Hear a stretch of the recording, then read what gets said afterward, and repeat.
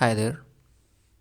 In this video, we are going to understand what TCP Echo server is, and we will implement a multi-threaded TCP Echo server in Rust from scratch using standard library.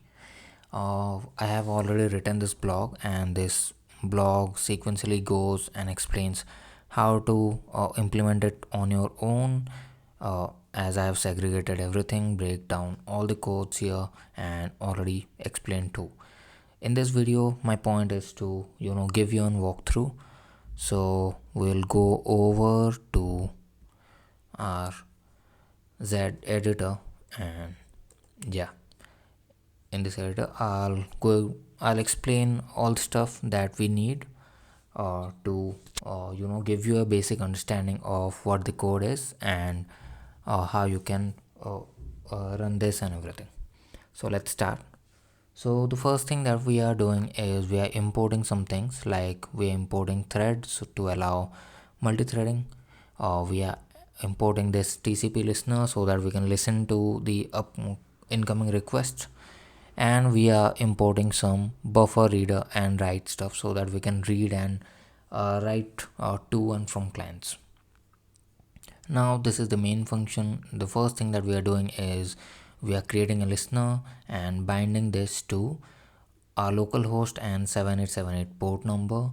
You can use whatever you like. Just make sure that that port number should be available, otherwise it will crash, as we are using unwrap and not handling errors gracefully. Okay. As this was just for education purpose, I thought I can just get away by using unwrap. You should use better error handling if you are going to write it for production or something like that. Now, after creating the listener, what we are going to do, we are going to listen to incoming requests, right? So here we are using this incoming method. If I'll hover over it, you can see it returns an iterator over connections being received on this listener, right? So each and every stream is basically a client. So we are listening for each and every client using this for loop. Now, the first thing that we do is we are taking the ownership to the stream here, and once that is done, we are saying okay, let's spawn a thread and use the move keyword so that we can move the stream ownership to the thread, so that then this thread can be the owner of this client, right? Now we are saying okay, new client is connected, and we have assigned it a completely new thread for this specific client. Now we are instantiating a buffer reader, and in that buffer reader we are saying okay, this is the stream that you have, so this is the initialization. Now we are creating an infinite loop here, so that let me just show you, that will be better. So if we'll do cargo run, we will start our server on this host and port number, and you can do nc localhost 7878. Nc is just netcat command. So you can see this thing is our client now. So if I'll send hi, I'll get hi back, and here you can see new client connected received hi. Okay, so this is what it's doing. So I can send another text like hello. So this is an infinite loop, right? So that is what's happening. So this infinite loop enables the client to send infinite number of messages. And yeah, the first thing we are doing is initiate a line variable or line string that is completely empty, and then we are doing a match on this line. Okay, and we are saying okay, if client sends 0 bytes, then break it. We'll take it as the client just got disconnected. If we are receiving something, okay, not 0 bytes but more than that, that means we have received some text from the client. So we will say received, and then we'll put the whatever text client sends. So that's why you can see received hi and received hello printed here.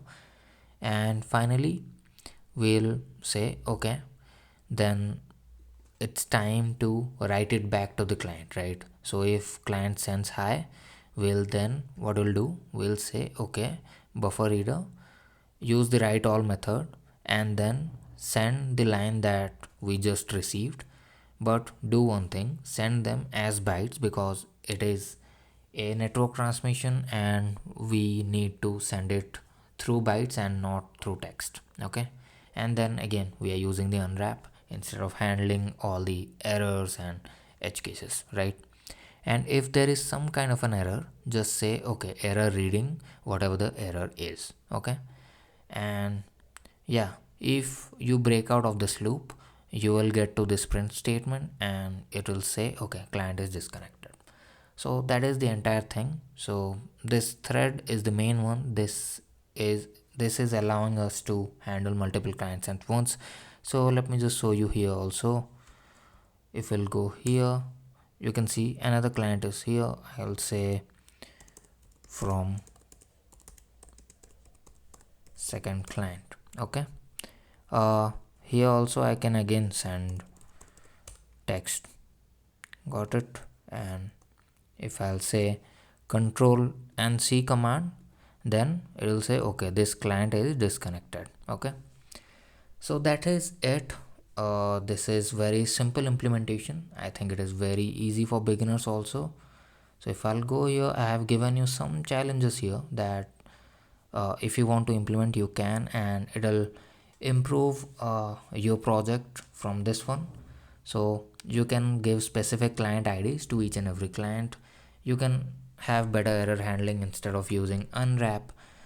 You can say okay, our server should only handle 5 clients, not more than that. So you can do that too. You can add graceful shutdown. We have also done that. So yeah, that's about it. You can do some better logging instead of just using println macro.